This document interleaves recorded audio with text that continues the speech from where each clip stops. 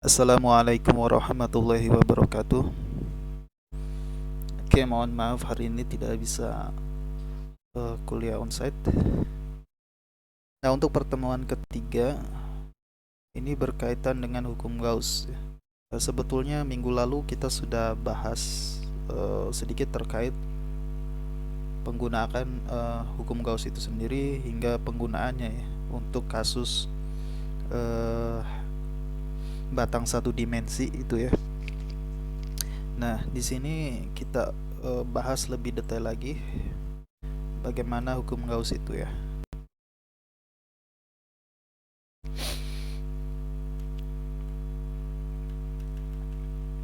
Oke, ini minggu lalu yang kita dapatkan ya. Jadi flux ya, flux listrik ya, total flux listrik itu adalah integral medan listrik kali titik dengan elemen luasannya gitu ya.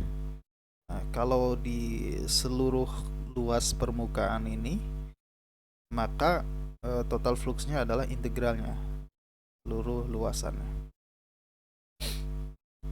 Nah, ini terkait flux listrik ya. Nah, hukum Gauss sendiri adalah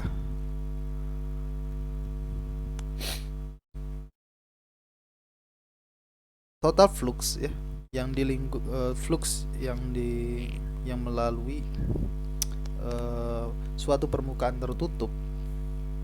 Nah, permukaan tertutup ini sebut saja permukaan Gauss ya. Jadi suatu permukaan tertutup kita namakan sebagai permukaan Gauss gitu ya. Nah, total flux yang melalui permukaan tersebut ya itu adalah tentu saja E.dA ya. Kemudian di sini ada simbol Hula-hoop, ini adalah luas permukaan tertutup gitu ya. Nah, berdasarkan hukum Gauss, nilai fluxnya ini akan sama dengan jumlah muatan yang ada di dalam permukaan Gauss itu dibagi epsilon 0. Nah, karena di sini perkalian titik ya, jadi perlu diperhatikan, ingat bahwa perkalian titik itu akan bernilai maksimal ketika dia sejajar ya. Jadi, kalau sejajar sudutnya 0 berarti cos theta nya itu adalah 1 ya. Dan kalau dia tegak lurus ya, antara medan dan normal permukaan itu tegak lurus, maka hasil kali titiknya 0.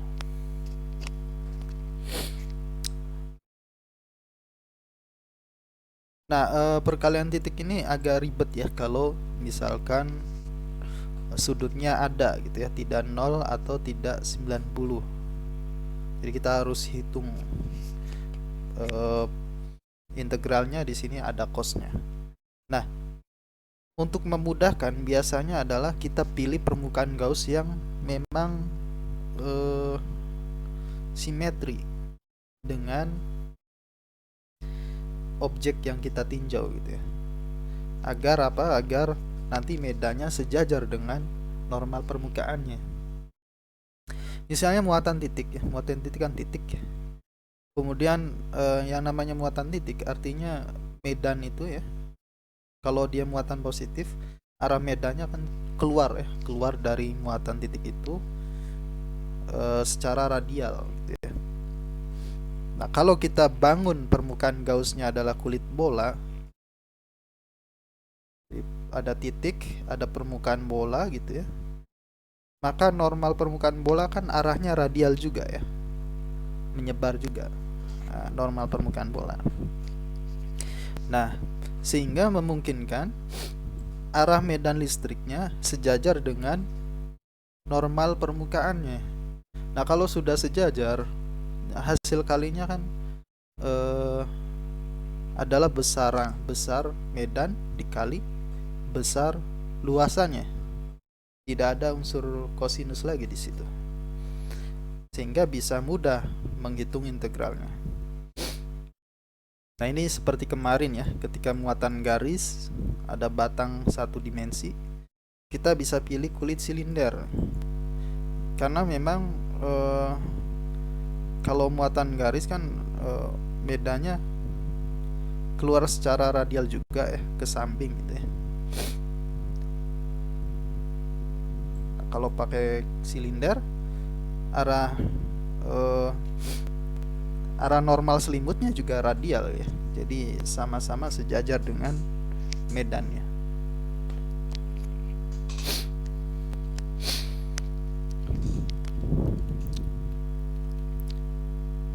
Nah, sekarang kita coba bahas untuk kasus pada plat tipis ya, tak berhingga. Yang dimaksud tak berhingga di sini luasnya ya. Tentu saja bukan berarti luasnya tak berhingga gitu ya, tapi bisa jadi luasnya cukup besar ya, dibandingkan dengan suatu titik yang kita tinjau jaraknya dari plat itu gitu ya. Nah, misalnya ini ya, kita mau mencari medan listrik di sini gitu ya, di depan platnya ataupun di belakang platnya. Nah, kalau kita perhatikan, maka kalau plat tipis ini sangat luas ya, maka arah medan itu cenderung lurus ke sana ya, untuk ke depan dan lurus ke belakang plat gitu ya. Tentu saja di ujung-ujung plat ini kan medannya bisa arahnya ke sini gitu ya, arahnya ke sini, ada arahnya yang ke sini. Tapi karena ini luasnya sangat luas ya, maka secara umum arah medan itu tegak lurus permukaan jadinya, ke sini tegak lurus permukaan ya. Nah, sehingga bisa kita buat atau kita pilih permukaan Gauss itu berupa balok seperti ini.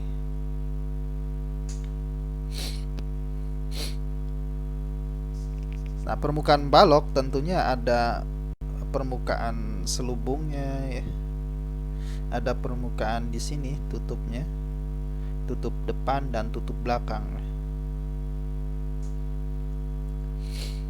Nah, kalau kita perhatikan, arah medannya tegak lurus permukaan ya, untuk di tengah ini. Jadi kalau dengan selubung, ini kan selubung, maka arah normal selubung kan kalau yang atas ke atas ya, selubung bawah ke bawah ya, selubung samping ke samping.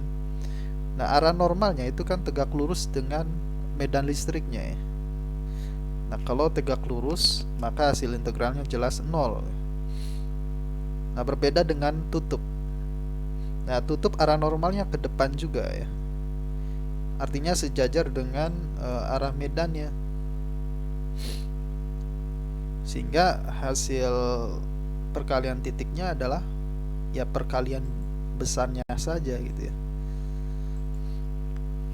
Jadi ini ada ya, jadi karena sejajar maka tinggal dikalikan besarnya, besar E dikalikan besar S. Di sini ada dua tutup ya, di sini. Nah, karena di sini normalnya ke kanan, medannya juga ke kanan, artinya searah ya, berarti nilai cosnya 1. Ini arah medannya ke kiri, arah normal bidangnya juga ke kiri, sama-sama ke kiri, maka positif juga ya hasil perkalian titik.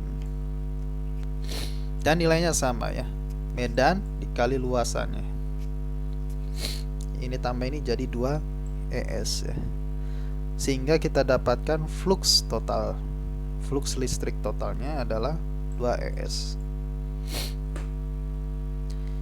Oke, kemudian ingat kembali hukum Gauss bahwa flux total itu adalah sama dengan jumlah muatan listrik yang ada di dalam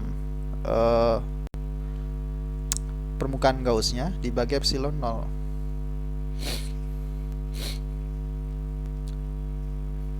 Jadi fluxnya adalah 2 ES ya. Nah, berapa jumlah muatan listrik?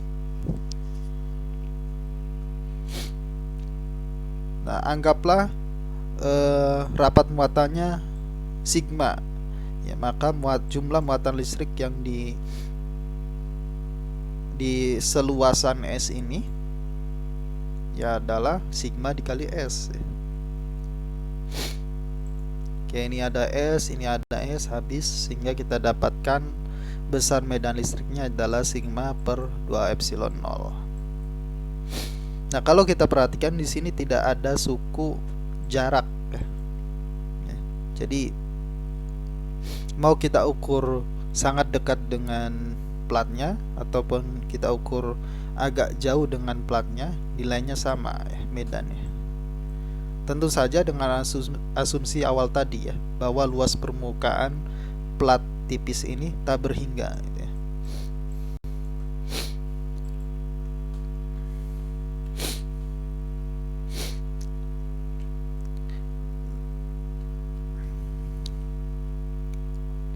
Oke, contoh kasus medan oleh banyak benda kontinu.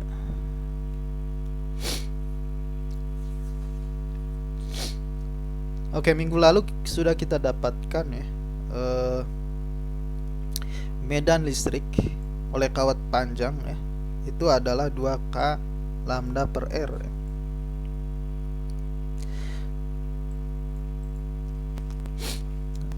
Lambda ini rapat muatannya ya. Nah, misalkan kita punya 2 kawat lurus ya, bermuatan diletakkan sejajar, tampak seperti pada gambar ini.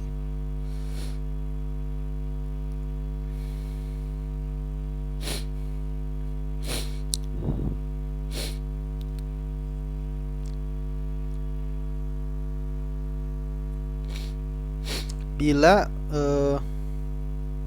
lambda adalah 5 kolom Oke, jadi batang 1 ya, kawat 1 ini nilainya lambda ya, rapat muatannya.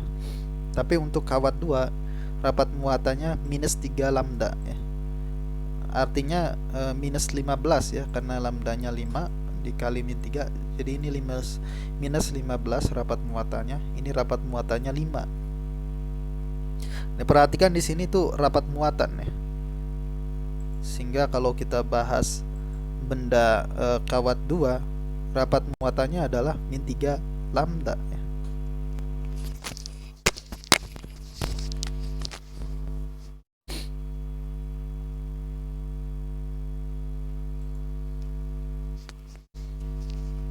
Oke, coba kita hitung ya.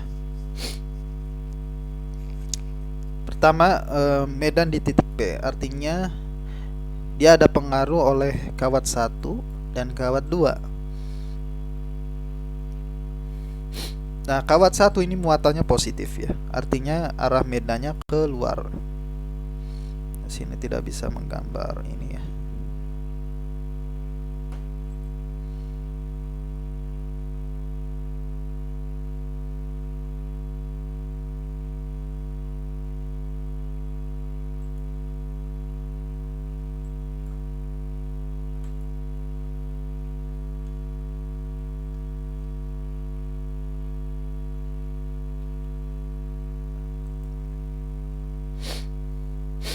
Tidak ada untuk gambarnya. Oke, kita lanjut ya. Jadi arah medannya karena ini positif ya, maka keluar dari muatannya ya. Jadi karena ini positif maka medannya ke sana, yang sebelah sini ke sana tentunya.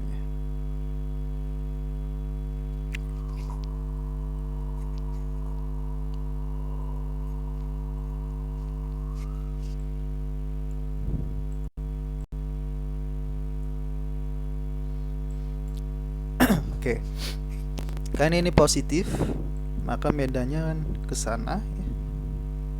Yang sebelah sini ke sini. Gitu ya. Nah, kalau yang ini negatif, artinya ke sini. Yang dari sana ke sini. Gitu ya. Oke, kita tinjau medan di titik P ya. Artinya medan di sini oleh kawat 1 arahnya ke sini dong. Medan oleh kawat yang satunya juga ke kanan ya. Ini makanya kita jumlahkan medan 1 dan medan 2 besarnya yang arahnya kebetulan sama-sama ke arah I positif ya, ke arah kanan ya, sama-sama ke arah kanan. Nah kemudian medan listrik oleh kawat panjang ya, itu adalah 2K lambda per R ya. Intinya adalah 2K kali rapat muatan per R. Nah rapat muatan untuk kawat satu adalah lambda. Jarak R itu adalah di sini jarak titik P-nya. Nah, kebetulan di sini jaraknya R kecil ya. Kemudian yang medan 2K kali rapat muatan. Rapat muatannya di sini minus 3 lambda ya. Artinya di sini minus 3 lambda, tapi kita cari ambil besarnya. Jaraknya 2R. Sekarang tinggal dihitung ya. 2K lambda, 2 lambda, 2 kali 3 dibagi 2, 3 ya. Jadi K dikali 5 lambda per R. Ini K-nya ya, konstanta, dikali 5 kali dibagi R-nya adalah berapa? R-nya 10 cm ya. Lambdanya 5. Artinya ini kali 5 lambdanya. R-nya 10 cm. Dalam meter artinya 0,1 ya. 10 cm dalam meter 0,1 meter. Oke, tinggal dihitung, kita dapatkan nilainya seperti ini.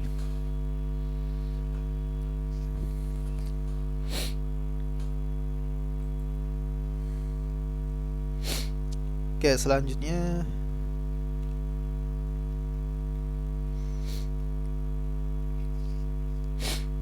medan listrik oleh 3 plat tipis. Oke, plat tipis tadi kita sudah dapatkan apa?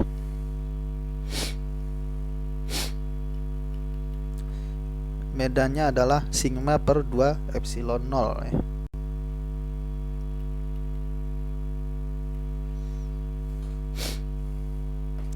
Nah, anggap di sini sigma 1 ya, rapat muatan plat 1 adalah sigma, rapat muatan plat 2 adalah min 2 sigma. Rapat muatan 3 adalah 3 sigma ya, dimana sigmanya itu adalah 10 kolom per meter kuadrat ya. Nah karena ini positif ya, maka keluar arahnya adalah menyebar keluar dari plat gitu ya, arahnya ke sini, arah ke sini. Tapi kalau di sini minus ya, artinya menuju ke platnya, ke sini, ke sini. Kemudian ini 3 positif, artinya yang dia menjauhi plat ya, yang hijau ini. Kemudian hitung medan listrik pada masing-masing lokasi. R kurang dari R1. R1 nya di sini. Berarti kalau kurang dari berarti ada di sini ya. Nah, kalau ada di sini, ini perhatikan bahwa yang plat merah itu arahnya ke kiri ya medannya, plat biru ke kanan, yang hijau ke kiri. Artinya yang ke kiri arahnya minus I ya, yang ke kanan arahnya positif. Jadi untuk kasus R kurang dari R1, yang merah minus ya, kemudian yang biru positif, yang hijau negatif juga. Terus tinggal dihitung. Begitu juga dengan yang lainnya ya, antara R1 dan R2. Antara R1 dan R2 kita lihat yang merah positif ya arahnya, kemudian yang biru positif juga, yang hijau negatif ya. Jadi ini bisa dihitung juga, kita dapatkan resultannya.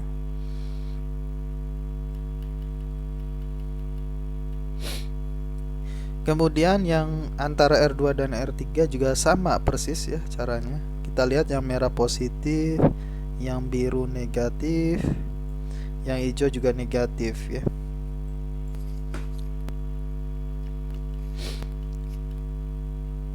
Untuk R yang lebih dari R3 artinya di sini yang merah positif, yang biru negatif ya. Yang hijau arah positif. Oke, tinggal dihitung.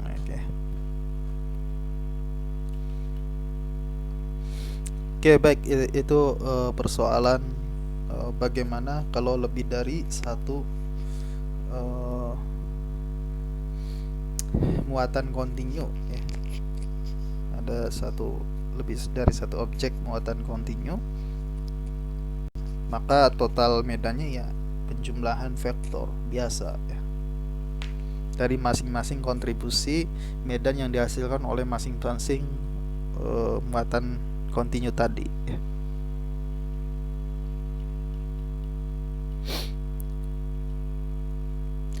Oke, kita bahas konduktor dan isolator. Apa itu konduktor?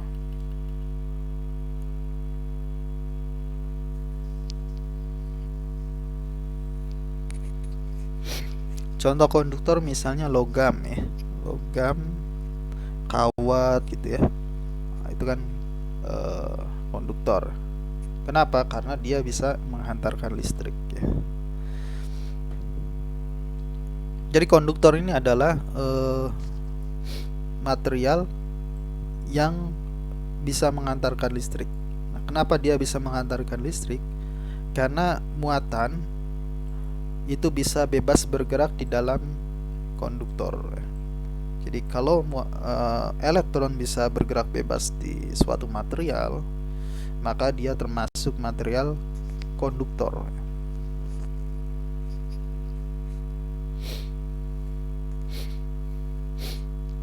Nah, saat ada muatan tambahan, akan terjadi pendistribusian ulang muatan sehingga medan listrik di dalam konduktor akan tetap nol. Nah, karena muatan itu bergerak bebas ya, bergerak bebas di dalam konduktor, anggaplah ini konduktornya.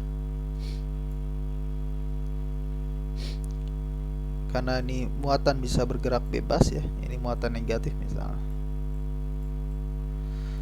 Karena dia elektronnya bisa bergerak bebas, maka kalau ada muatan positif di sini,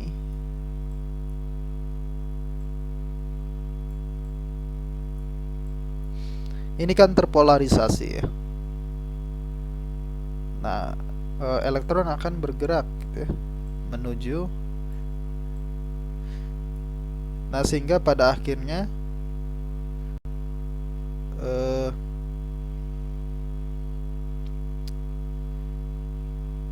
ini kan tercipta apa? Tercipta karena terpolarisasi, maka muncul medan ya. Medan yang arahnya ke sini gitu ya.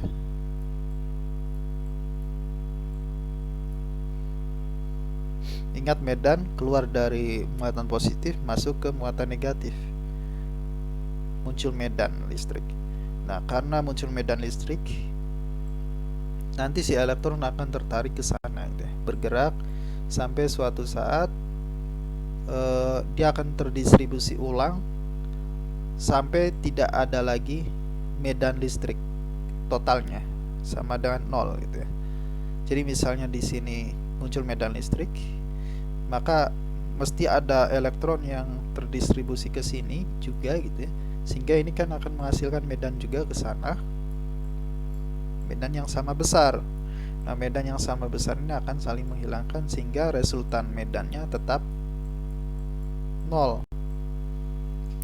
Nah, yang terjadi di konduktor, muatan-muatan itu akan terdistribusi sedemikian rupa ya, sehingga medan totalnya itu akan menjadi nol. Nah, kenapa seperti itu? Ya tentunya karena medan nol artinya dia dalam keadaan yang stabil gitu ya.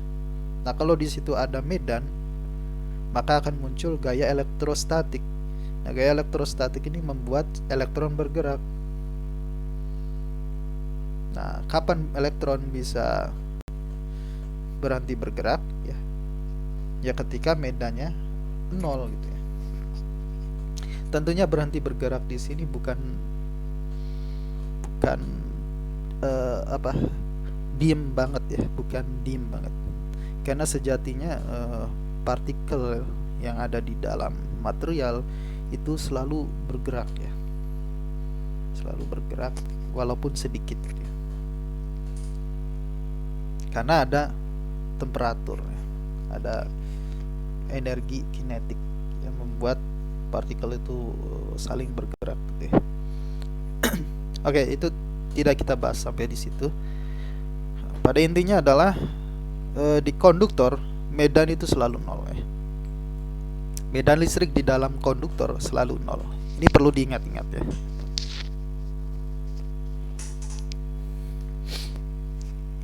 Kemudian muatan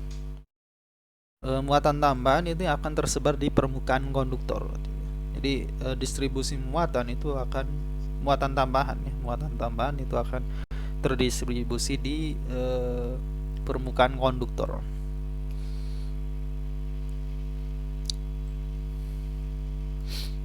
Sembarang permukaan Gauss yang melingkupi bagian dalam konduktor saja akan memberikan nilai medan listrik.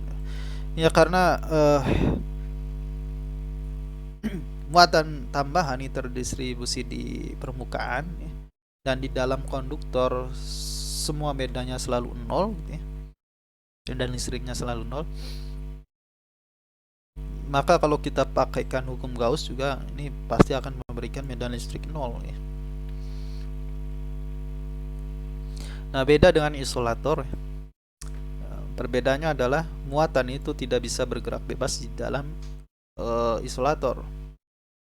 Dampaknya adalah isolator tidak bisa menghantarkan arus listrik ya. Contohnya misal apa? Ya, kayu, plastik ya. Itu adalah isolator. Bisakah bermuatan? Bisa ya. Tapi muatannya jadinya statis ya. Tidak bisa bergerak bebas di dalam isolator itu ya.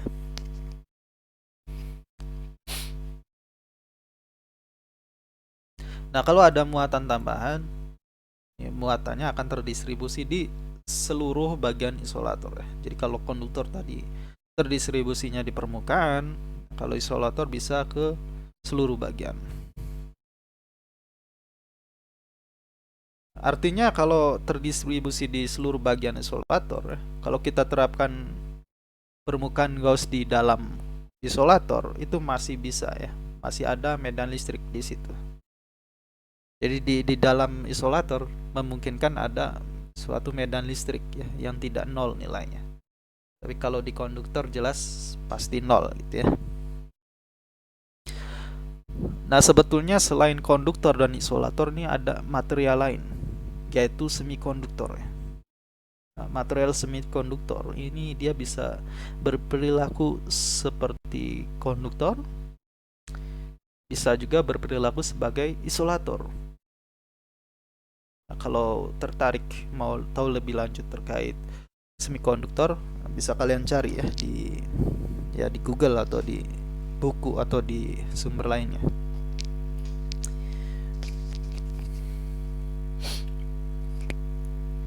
Kemudian medan oleh bola konduktor pejal. Nah, kita masih bahasan hukum Gauss ya. Jadi misalkan ada bola konduktor pejal ya, yang warna biru ya. Yang warna biru ini adalah bola konduktor pejalnya gitu ya. Yang warna biru. Nah, jari-jarinya adalah R. Jadi R kecil ini adalah jari-jari bola konduktor pejalnya. Dan total muatannya Q. Dan dengan menggunakan permukaan Gauss berupa kulit bola jari-jari R. Nah, yang warna coklat ini adalah permukaan Gaussnya yang kita buat ya untuk menghitung medan listrik.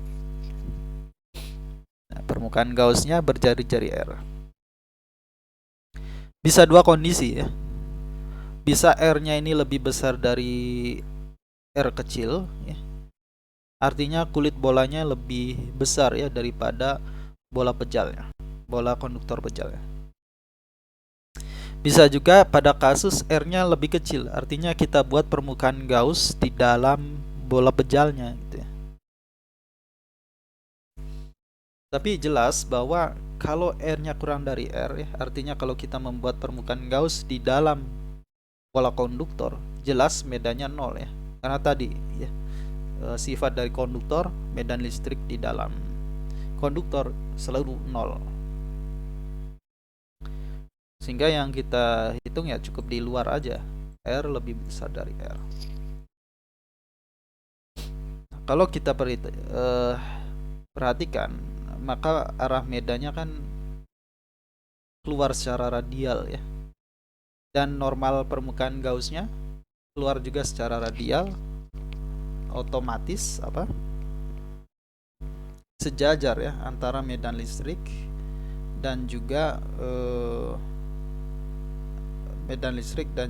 arah normal permukaannya sejajar, sehingga kita bisa langsung hitung perkalian saja, perkalian biasa ya. Besar medan dikalikan luas.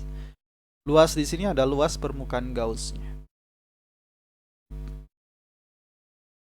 Tentu saja karena permukaan Gauss ini berbentuk kulit bola berjari-jari R kapital, R besar ya. Nah, luas permukaan bola adalah 4pi jari-jari kuadrat ya. Kemudian key enclosed ya, muatan yang ada di dalam permukaan Gauss ya, muatan total yang dilingkupi permukaan Gauss, karena kulit bola konduktor ini ada di dalam permukaan Gauss, berarti semua muatan terlibat ya, sehingga key enclosed-nya adalah key total ya, epsilonal. Sehingga kita dapatkan besar medan listrik untuk kasus R lebih besar dari R adalah seperti ini.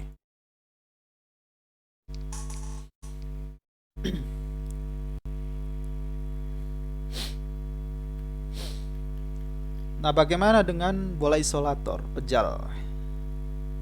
Nah, kalau isolator tadi kita bahas bahwa ini yang warna kuning bola pejalnya ya, yang warna coklat ini permukaan Gaussnya ya. Jadi kalau tadi di konduktor itu selalu nol ya di dalam bola konduktornya.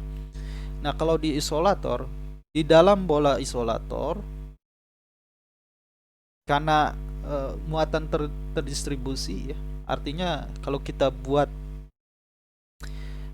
permukaan Gauss di dalam sini, maka di dalam situ juga masih ada muatan ya. Bisa dibayangkan ya. Jadi karena misalnya muatannya positif ya, muatan positif ini tersebar merata gitu ya, sebar merata di seluruh bagian konduktor bola isolator ini ya. Nah, artinya kalau kita buat permukaan Gauss di dalam bola isolator pejal ini kan masih ada muatan yang ada di dalam permukaan Gauss ya. Artinya medannya tidak nol. Nah, berapa medannya? Untuk R kurang dari R, muatan yang dilingkupi hanya, nah ini kira-kira dari mana? Nah, kalau muatan ini tersebar merata ya, misalkan jumlah total muatannya adalah Q, kira-kira berapa jumlah muatan yang dilingkupi permukaan Gauss, artinya yang ada di dalam bola Gauss ini gitu ya.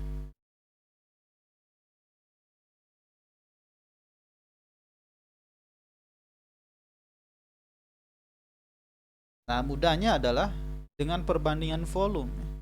Jadi ini kan muatan ini berarti sebanding dengan volume totalnya itu ya. Sedangkan Q enclosed, Q yang ada di dalam permukaan Gauss ya tentu saja sebanding dengan volume permukaan Gauss ini. Volume Gauss. Jadi Q per key enclose sama dengan total volume bola ya 4/3 pi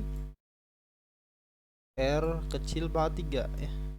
Sedangkan yang di dalam permukaan Gauss ya hanya sama volume 4/3 pi, tapi jari-jarinya adalah jari-jari Gauss-nya ya.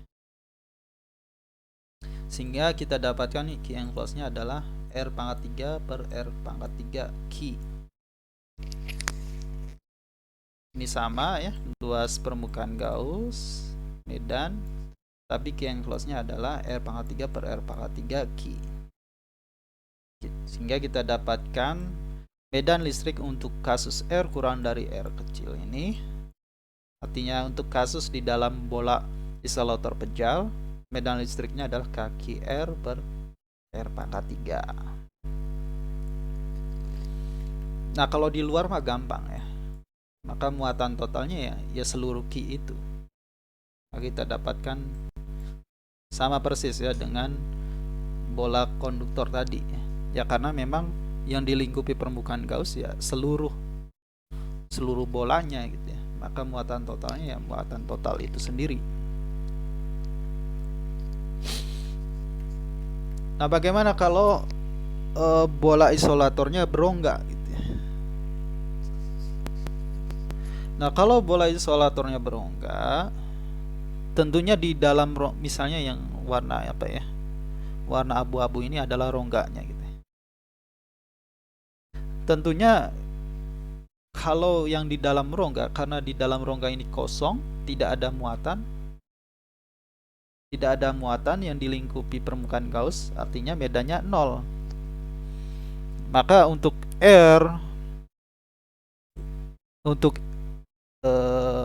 R besar yang kurang dari R2, artinya yang di dalam rongga jelas 0 ya. Nah, bagaimana kalau permukaan Gauss-nya di antara itu ya, di antara jari-jari rongga dan jari-jari total bola pejalnya gitu. Bola jadi R-nya di antara R2 dan R1 gitu ya di sini. Kalau di sini artinya kan di sini masih ada muatan yang dilingkupi permukaan Gauss ya. Nah, berapa? Sama ya, caranya adalah perbandingan volume juga. Nah, kalau dilakukan perbandingan volume, nanti akan didapatkan ini. Ingat, karena di situ ada rongga ya. Karena di sana ada rongga, maka volume total itu adalah 4/3 R1 kuadrat ya. R1 pangkat 3 dikurangi volume rongganya gitu ya. Jadi volume total benda ini kan volume total bola dikurangi volume rongganya, artinya 4 per pi R2 pangkat 3 ya. Begitu juga dengan volume permukaan Gauss ini ya. Volume Gauss ya tentu saja 4/3 pi jari-jari permukaan Gauss-nya 3 dikurangi rongganya 4/3 pi R2 R2 pangkat 3. Nah, kalau ini dibandingkan ya, maka akan kita dapatkan perbandingan ini gitu ya. Sehingga muatan yang dilingkupi permukaan Gauss adalah ini ya. Jadi kita dapatkan medan listriknya adalah ini.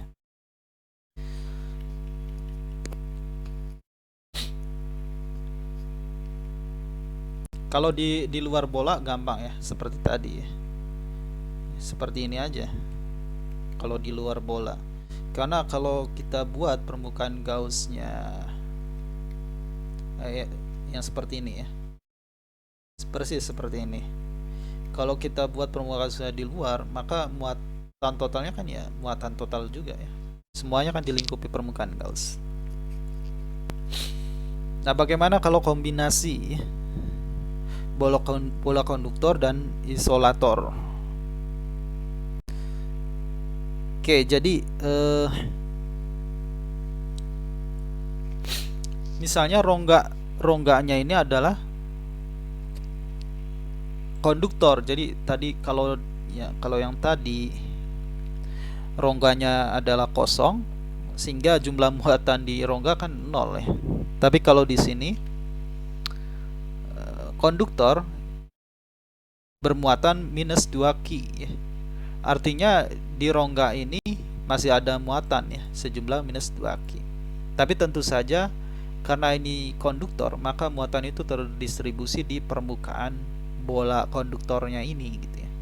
Sehingga di dalam konduktornya tetap 0 ya medannya. Nah, sehingga yang kita hitung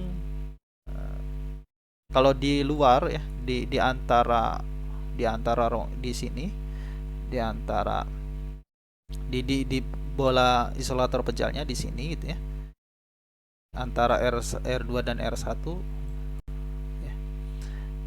Maka selain key enclose di isolator ya, kalau tadi kan hanya yang isolatornya ya, muatan yang dilingkupi permukaan Gauss juga termasuk muatan yang ada di permukaan konduktornya juga. Jadi ditambah muatan yang ada di konduktor, yaitu minus 2 Ki. Jadi total muatan yang dilingkupi permukaan Gauss ini gitu ya, ada sumbangsi dari konduktornya juga.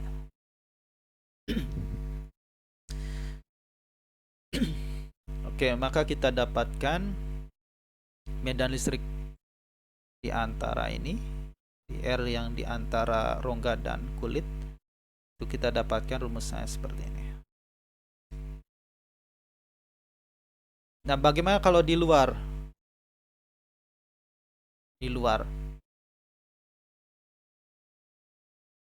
Nah, kalau di luar,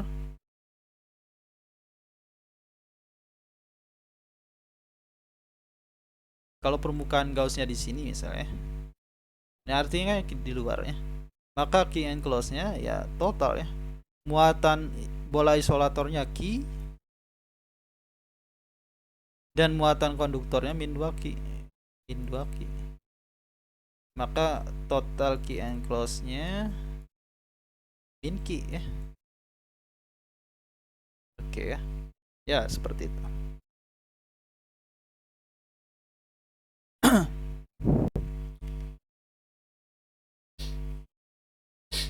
Nah, contoh lainnya untuk silinder konduktor pejal ya. Ini silakan bisa dicoba dicari ya pakai hukum Gauss. Nah, kira-kira dapatnya seperti apa? Nah, kalau R kurang dari R, jadi kalau silinder pejal ini, misalnya ada silinder pejal gitu ya, kalau kita buat permukaan Gaussnya di dalam silinder, tentu saja permukaan Gaussnya bentuknya silinder juga ya, mengikuti bentuk bendanya. Nah, anggaplah jari-jari silindernya itu R gitu ya. Artinya kalau kita buat permukaan Gauss di dalam dengan jari-jari R besar, nah kalau R besar kurang dari R, artinya di dalam silinder ya. Nah, kalau ini konduktor jelas 0 ya. Nah, kalau kita buat permukaan Gaussnya di luar, artinya jari-jari R-nya di sini gitu ya. Nah, maka muatan totalnya kan ya muatan di silinder itu sendiri gitu ya. Makanya jadi seperti ini. Nah, kalau silinder isolator pejal, maka ketika R kurang dari R tidak 0 ya. Tapi di sini ada nilainya. Nah, jumlah muatannya yang dilingkupi permukaan Gauss sama ya seperti kasus bola pejal isolator kasus bola pejal isolator tadi, sama. Untuk mencari muatan yang dilingkupi permukaan Gaussnya dilakukan perbandingan volume ya. Jadi kalau kalian kerjakan ya, bisa akan dapat seperti ini. Saran saya silakan dikerjakan ya, dilatih. Bener nggak dapat seperti ini ya, supaya terbiasa dengan menggunakan hukum Gauss ya.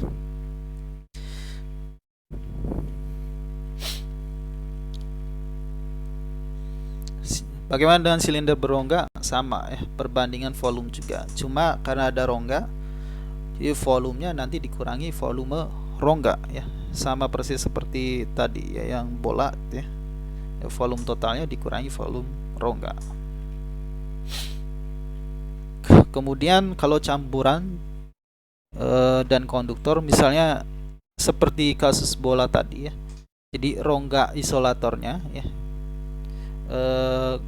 bola pejal isolator berongga, tapi rongganya ini diisi konduktor gitu ya. Ya maka jumlah muatan yang dilingkupi permukaan Gauss nanti ditambah muatan yang disumbang oleh konduktor gitu ya. Di sini ada Q2. Q2 ini adalah yang berasal dari konduktornya. Tapi jelas ya, kalau di R kurang dari R2, artinya di dalam konduktor ya, medan listriknya tetap 0 ya.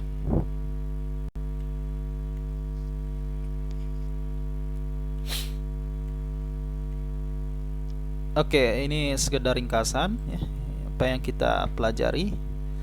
Pertama, untuk besar medan listrik pada plat tipis kita dapatkan tadi sigma per 2 epsilon 0 ya. Yang mana ini tidak bergantung jarak ya. Tentu saja dengan asumsi tadi luas permukaan platnya sangat besar gitu ya, atau kita katakan tak hingga gitu ya.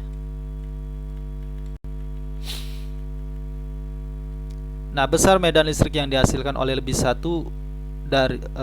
dari satu benda kontinu bermuatan tentu saja dapat dihitung dengan menjumlahkan masing-masing medan listriknya. Jadi penjumlahan vektor biasa ya.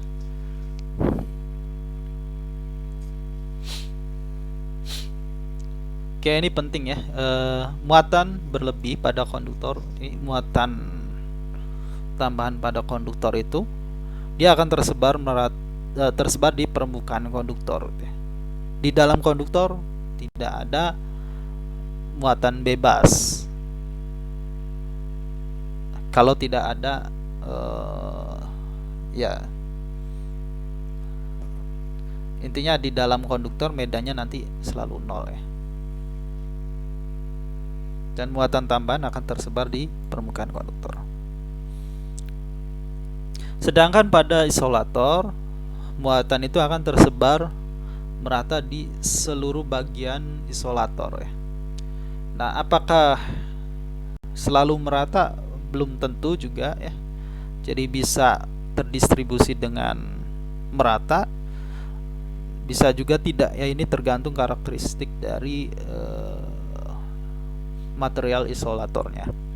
Tentu saja dalam kasus sederhana ya, kita anggap saja tersebar secara merata gitu ya. Sehingga tadi perbandingan jumlah muatannya bisa kita cari dengan cara perbandingan volume ya.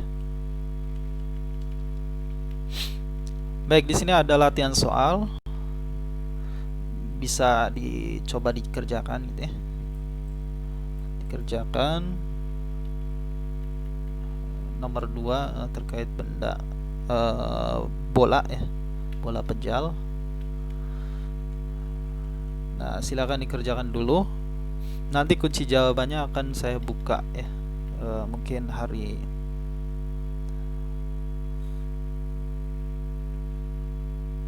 ya, pokoknya sebelum minggu depan ya.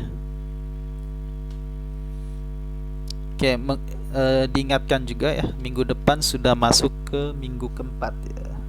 Yang mana minggu 4 kita jadwalkan untuk apa? Untuk kuis esai ya. Jadi mohon disiapkan materinya tentunya dari awal ya, dari awal sampai hukum Gauss ini. Jadi minggu depan pertemuannya onset seperti biasa, tapi kita akan mengerjakan kuis esai ya. Oleh karena itu siapkan juga ya kertasnya. Oke, terima kasih. Jika ada pertanyaan bisa didiskusikan lebih lanjut di grup ya, di grup WA.